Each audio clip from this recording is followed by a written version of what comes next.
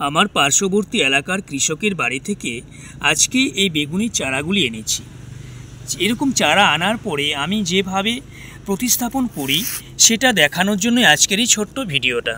দেখুন, এনেই কিন্তু মেইন পটে লাগাই না। কিভাবে লাগাই?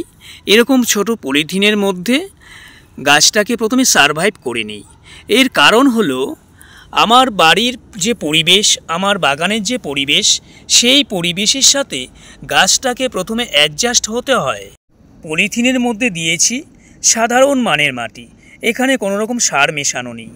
কারণ হলো এখানে কিন্তু বেশি দিন গাছটাকে আমি রাখবো না, শুধুমাত্র সারভাইভ হয়ে গেলেই 10 থেকে 12 দিনের মধ্যেই আমি মেইন পটের মধ্যে এটাকে লাগিয়ে নেব।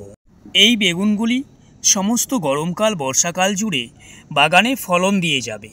পাশাপাশি আরেকটা কথা বলি, গাছ আনার পরে, ছোট্ট চারা গাছ আনার পরে মেইন পটে আপনি যেভাবে প্রতিস্থাপন করবেন, মিডিয়াটা তৈরি করবেন, সেটা আপনি আপনার মতো করে এখনই তৈরি করে নিন। পাত্র হিসাবে আপনি টব নির্বাচন করতে পারেন, গ্রো ব্যাগ ব্যবহার করতে পারেন।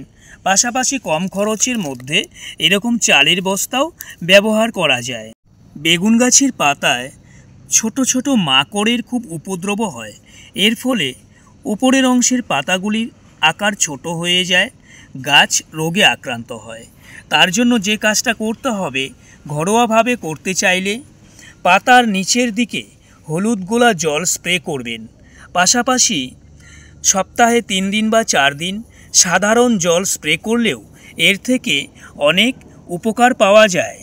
বেগুন গাছের সম্পূর্ণ একটা পরিচর্যা, ফুল আসবার আগে কী সার দিতে হবে, ফুল আসার পরেই বা কী সার দেবেন, গাছের ফুল যেন ঝরে পড়ে না যায় তার জন্য আমরা কী ধরনের পরিচর্যা করব, সব কিছুই থাকবে ভিডিও আকারে। সঙ্গে থাকবেন।